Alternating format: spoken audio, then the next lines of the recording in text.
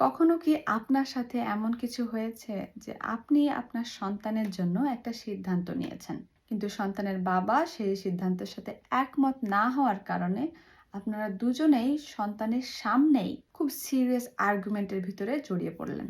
যদি এরকম সিচুয়েশন আপনার খুব ফ্যামিলিয়ার মনে হয় এবং খুব কমনলি এই জিনিসটা আপনার সাথে হতে থাকে, তাহলে জেনে নিন যে আপনাদের এই কমন প্র্যাকটিসটা কিভাবে আপনার সন্তানের উপরে নেগেটিভ প্রভাব ফেলছে। একজন বাবা এবং মা যখন কোনো সিদ্ধান্তে মিউচুয়াল এগ্রিমেন্টে না আসতে পারে, বিশেষ করে বাচ্চাকে ঘিরে, এবং বাচ্চার সামনেই একজন আরেকজনের সাথে আর্গুমেন্টে জড়িয়ে পড়ে, এবং শুধু তাই নয়, একজন আরেকজনকে ছোট করে দেখানোর চেষ্টা করে বা ডমিনেটিং ওয়েতে কথা বলা শুরু করে, সেই সময় বেশ কিছু নেগেটিভ প্রভাব আপনার অজান্তেই আপনার বাচ্চার উপরে পড়তে থাকে। যেমন, আপনারা যখন একজন আরেকজনের কথাকে ডিসরেসপেক্টফুলি অমূল্যায়ন করছেন, সেই সময় আপনার বাচ্চা রেসপেক্ট করা শিখছে না, বরং একজন আরেকজনকে কিভাবে ম্যানিপুলেট করতে হয় সেই জিনিসটা শিখছে, এবং ভবিষ্যতেও সে নিজের রিলেশনশিপে বা অন্যের সাথেও একইভাবে প্র্যাকটিস করবে। একই সাথে আপনার বাচ্চার ভিতরে আরও একটা জিনিস তৈরি হচ্ছে, সেটা হচ্ছে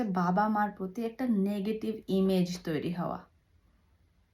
আপনারা যখন নিজেরাই নিজেদেরকে অসম্মান করে কথা বলছেন, সেই জিনিসটা আপনার বাচ্চার ভিতরেও যাচ্ছে, এবং কোনো এক সময় আপনার সন্তানও হয়তো দেখবেন যে এই সুযোগটাই কাজে লাগাবে আপনাদেরকে অসম্মান করে কথা বলা। অ্যাডিশনালি আপনার সন্তান আরও একটা জিনিস শিখে, যখন মা এবং বাবা মধ্যে কথার অমিল থাকে এবং ওরা নিজেরাই ঠিক করতে পারে না যে বাচ্চার জন্য কোনটা সঠিক কোনটা ভুল, এরকম সিচুয়েশনে বাচ্চার ভিতরে কনফিউশন তৈরি হয় বাউন্ডারিজকে নিয়ে, রুলসগুলিকে নিয়ে, এবং ওরা বুঝতে পারে না কোনটা করা ঠিক কোনটা করা ঠিক না।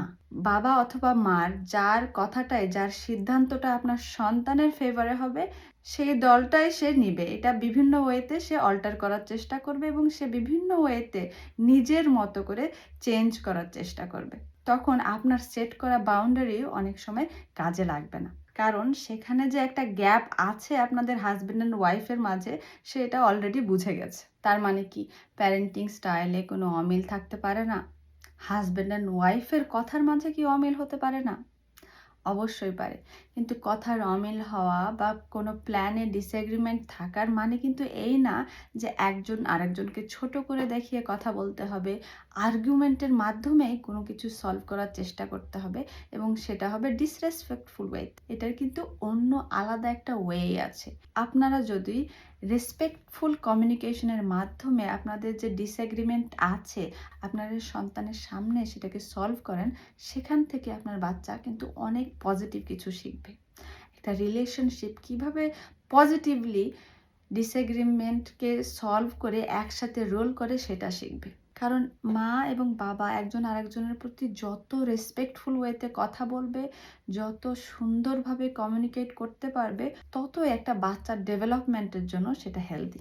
সো চেষ্টা করুন আপনার সন্তানকে ঘিরে মা এবং বাবার সিমিলার প্যাটার্নের প্ল্যান, ডিসিশন, বাউন্ডারিজ, রুলস, নিয়ম সব কিছু যেন সিমিলার ওয়েতে হয়। আর যদি কোনো ধরনের ডিসএগ্রিমেন্ট থেকেই থাকে, সেটা রেসপেক্টফুল ওয়েতে সলভ করা। আবার অনেক সময় দেখা গেছে অনেক মা এবং বাবার পার্সোনাল কোনো প্রবলেম থাকার কারণে ওনাদের মধ্যে মিউচুয়াল অ্যাগ্রিমেন্টটা কম। সেই ক্ষেত্রে বিষয়টিকে পার্সোনাল ব্যাটেল মনে না করে, অ্যাজ আ রেসপন্সিবল প্যারেন্ট, বাচ্চার বেস্ট ইন্টারেস্ট কোনটা সেটাকে ফোকাসে রেখে একটা সুন্দর মিউচুয়াল সলিউশনে বা এগ্রিমেন্টে আসা প্রয়োজন, যাতে আপনাদের বাচ্চার মধ্যে কোনো কনফিউশন না থাকে। কারণ আপনাদের উভয়েরই মেইন ফোকাসই হচ্ছে অ্যাজ এ রেসপন্সিবল প্যারেন্ট আপনার বাচ্চার সেফটি এবং হেলদি ডেভেলপমেন্ট। ভালো থাকুন।